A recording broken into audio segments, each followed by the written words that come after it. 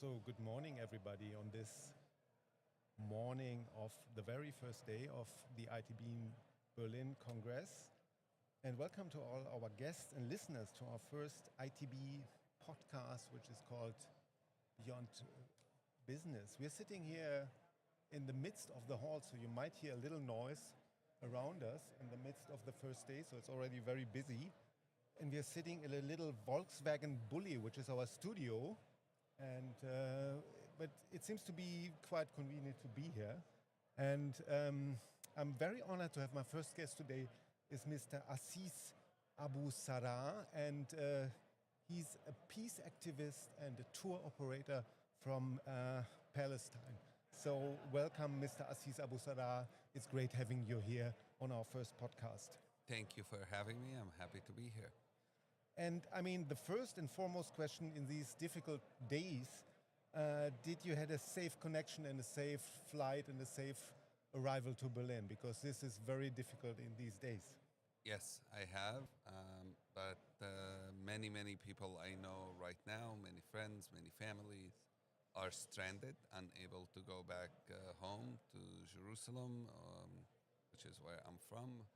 And so it's a difficult time, all considering, but also it's really difficult when there's a war happening and people dying to be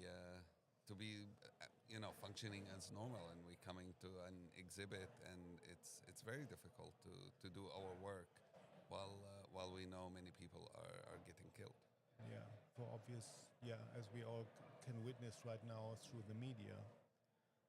When I checked the list of speakers of the ITB Congress, and then I discovered your name and what you were doing, and I was really saying to myself, I really want to talk to this person because this seems to be very special and very important in these days. And being a peace activist and working for peace, especially which is in the one of the most tested areas on earth and in the most hostile areas where with so many things seem to be so hopeless in this moment. So and thanks again for being here. It's really great to have this occasion to talk about peace. Thank you.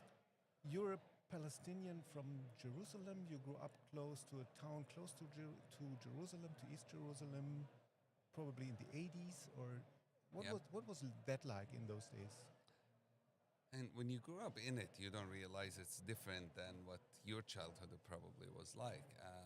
My neighborhood, it's Bethany, where mentioned in the Bible, is just about 2 kilometers, 3 kilometers outside the center of East Jerusalem. We had no playgrounds, we had no activities, no nothing. And then we had Israeli soldiers raiding our school when I was a kid. I was shot at first time when I was 7 or 8 years old. It was very difficult to grow up in those times. I think all of us are terribly traumatized.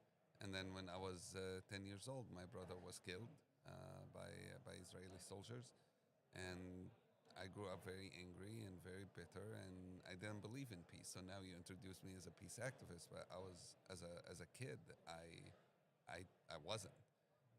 To me, it was all about avenging my brother's death. The feeling that revenge is the only path, because if somebody kills your brother, that's the only way forward. And that continued with me until I was 18 years old.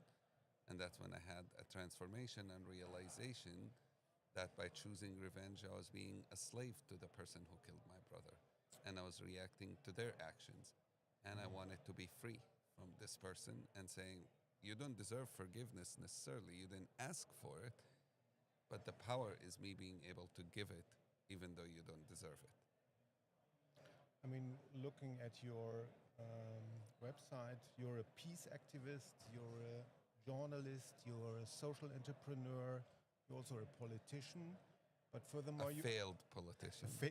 Politician, and furthermore, you're also a tour operator. Yes. And the company is called Mejdi. Do I say that correctly? You said it perfectly, Mejdi Tours. Mejdi. Maybe you can tell us, because we're on ITB, you can tell us a little bit about what this tour operator is doing.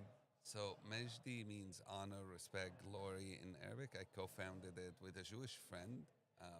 most of my initiatives, almost all. I'm a serial entrepreneur, have been with Jewish friends. And we both worked in conflict resolution and realized you cannot make peace only in conference rooms. It needs to be in every aspect of our life. And we thought tourism is the best industry. There are 1.5 billion people who travel internationally every year now.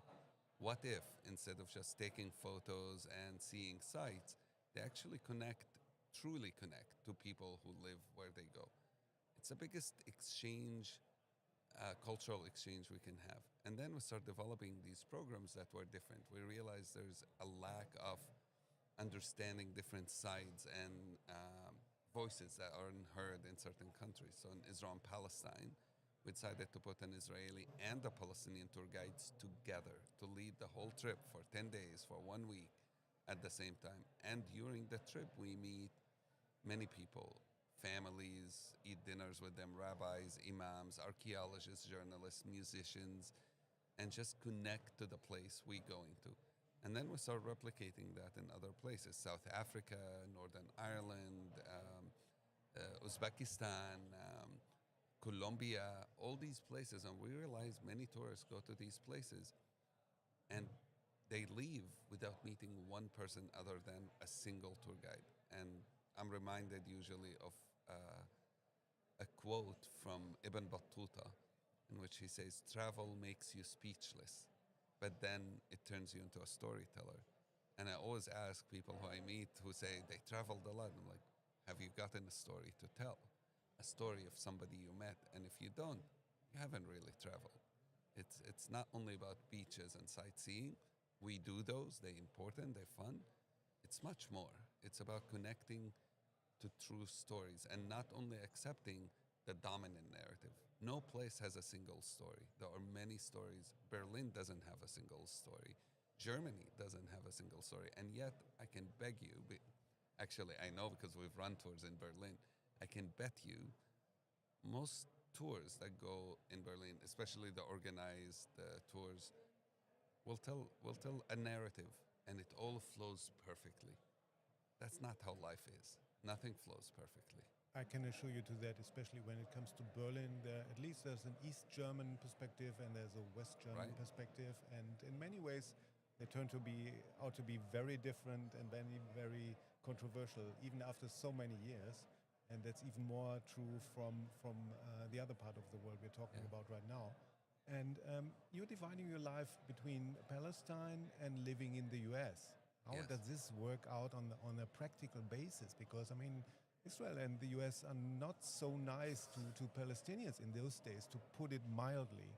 Yeah, it's difficult, but I'm used to that. I grew up with no citizenship. I had zero citizenship until I was in my until I was in my 30s. I had zero citizenship, and so I'm used to airports not being nice to me. I'm used to governments not being nice to me. Also, being a peace activist is not about expecting governments to be nice to you. There's a lot of sacrifices that come with it.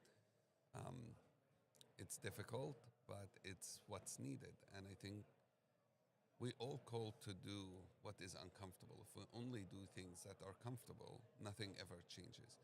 To make a social change in our countries, to push for peacemaking, is not comfortable. You pay a price for it, but it's what's good for us. And there's an organization called OLMEP, Alliance for Middle East Peace, who did a polling recently in the United States, including among Trump's biggest fans, the MAGA people. And vast majority of them say the United States investment should be more in peace than in weapons in the Middle East. So I got more people on my side than we think. We all got more people on our side than we think. I think politicians fool us to believe that the majority are for war, and that's not true. So that basically means you don't feel discouraged at this time, because I mean things become even more difficult, and they have been difficult 5 years ago, but now they're even more difficult. And I mean talking to you as a peace activist who has a long experience in peace tourism, so to say, What would be the starting point for somebody who wants to get in that kind of business and who wants to, I want to contribute to some peace process idea? What would be your recommendation from your experience? Those are three questions in one. Let me see. Am I discouraged? Look, I'm in pain. Watching the suffering is very hard to watch, whether it's in Gaza or whether it's in Iran with an oppressive regime and then bombs falling over people, you're between a rock and a hard place. It's very difficult. But if we just discouraged, we accept the reality around us, and that reality is broken, and I refuse to accept it. And hope is not something we feel. Hope is something we create. We create by acting, by doing something to change that reality. So I'm always hopeful because I'm always going to try to do something to change that reality. I just finished writing a book called The Futures Peace. My co author is an Israeli. His parents were killed on October 7th, Ma'oz Nun. 3 days after, 4 days after his parents were killed, he was on television crying. And when they asked him, "Why are you crying?" he said, "I'm not crying for my parents only, I'm crying for children in Gaza." And then he said, "We can work together to stop this." So I reached out to him and we became friends, brothers, and ended up writing this book together. But I'm thinking if somebody like this and somebody like me, my brother was killed by Israelis, his parents were killed by Palestinians, can come together days after his parents were killed, work together, travel all over the world together, meet with leaders together. We met with Pope Francis and Pope Leo. We just carried the Olympic torch together last month to create symbols that people can believe in and can stand behind, then change is possible. And so my message to people who want to do this, look, the travel industry is still lacking massive spaces in which we include local communities in it. To me, travel is about, I learned from Dr. Harold Goodwin, that responsible travel is about making the places we go to better for the locals first and then for us as travelers. And so if travel isn't making it better for locals, isn't helping changing reality for the good for locals, then it's missing the point. And there's so many opportunities to do that. Starting organizations that build those kind of experiences, not be afraid even of talking about controversial topics, social issues, economy, political stuff. In some countries, it's dangerous. I get it, but in many countries, it's possible, and we don't do it. That's where there is a big market that I think has not been explored yet. So there are always people who think differently, who feel differently, and who act differently, even in those dark days we're experiencing today. And I mean, looking at the West Bank as a tourist destination, and I've been there 2 times, and it's such a great place to travel. And I mean, it's so diverse. Yeah. It has so much history, not only biblical history, and you have very hospitable people, and All right. so there's what we call there's a lot of potential there, right? Absolutely. So I'll give you an example. Most German tourists who go to, since we're in Berlin, who go on Holy Land trips, pilgrimage trips, they go to Bethlehem for half a day, and that's pretty much their That's it, extent and then they go back to Israel. of the whole West Bank. And I'm like, how could you? This is if you're going on a biblical tour, biblical land was mostly in the West Bank. How do you not go and explore that? And then, I'm sorry to say it, but Christians who go from here to do pilgrimages don't meet with any of the Christians in the Holy Land, don't meet with any of the churches because they don't want to hear something that might make them feel uncomfortable, or they maybe don't think about it. And that's the change that needs to happen at dinner. So what I design, the tours I work on, and I enjoy doing product development. My favorite thing in my company to do is a product development. I go to a place like Bethlehem and I find families who would host our travelers for lunch or for dinner. I find ministers, pastors who would come and host us in their church for a conversation with them. I'll create a food tour. So you actually walk through the market and sample the different kinds of food that exists there. We do some stuff with artists, and Bethlehem has beautiful music scene. And so we meet some of the artists there and talk about the music and the development of music there. And on and on. And so instead of spending only 2 hours in Bethlehem going to the Nativity Church, we do that. And then after you do all these things, and suddenly when people go back to their homes, they'll never forget this place. And when they hear about it in the news, it's not this random place that, oh, something happened. They know they have friends there, and they sometimes stay in touch many, many, many years later. And they have so many stories of 15 years after a tour. People are still in touch with those they met 15 years earlier. That's the test if this trip, if tourism is able to create change or not. So, but the world knows too little about it, and I guess you're gonna use ITB also for spreading that kind of message. Or is this the core message you're giving on your speech? Absolutely. My message is we need to transform tourism to be a place for traveling to peace, for traveling to consciousness. Look, there's nobody knew about ecotourism 20 years ago, and now it's a big thing. But eco alone is not enough. We need to do both. It's socially responsible, connecting with locals, and we do the eco. If you allow me, I created those boarding passes as a bookmarks, and I put on a poem by one of my favorite poets, and his name is Samih Al-Qasim, a Palestinian poet, and in it he says, "The day I'm killed, my killer, rifling through my pockets, will find traveling tickets. One to peace, one to the fields and the rain, and one to the conscience of a humankind. So I beg you, my dear killer, do not waste such a thing. Please take these tickets and go traveling." And to me, travel is about traveling to peace. Every trip we do is an act of diplomacy. If we think about it, when we go from one place to another, we're creating a relationship. That's diplomacy. That's citizen diplomacy. And the power that citizen diplomacy can do, and the power that travel has, is much more than any politician can do. Because the moment those 1 billion people, 1.5 billion people traveling, connecting to another 1.5 billion people, imagine one connection changes the whole world. That's half of the world interacting. And we taking out the politician in the middle who tells us to hate each other and saying, no, I know you. I have no reason to hate you because you're German, and you have no reason to hate me because I'm Palestinian, and vice versa with everybody. That's how things can change. We can break all the stereotypes, the fear. Wars are made by fear, by hate, by separation. Martin Luther King Jr. talks about it. It's like people hate each other because they don't know each other. They don't know each other because they are separated from one another. Tourism is the one industry that can truly break that. It's not tech, it's not Messenger, it's not Facebook, because it's not the same. You meet somebody, you eat with them. It's so different.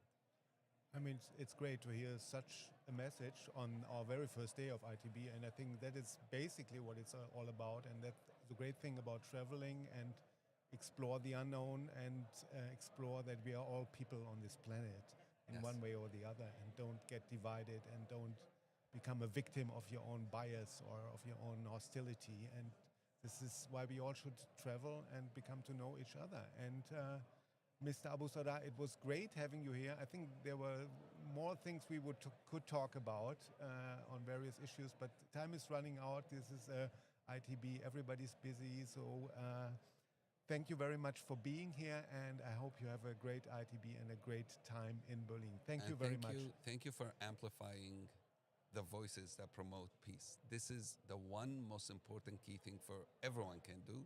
Don't amplify only the voices that call for hate and violence and fear.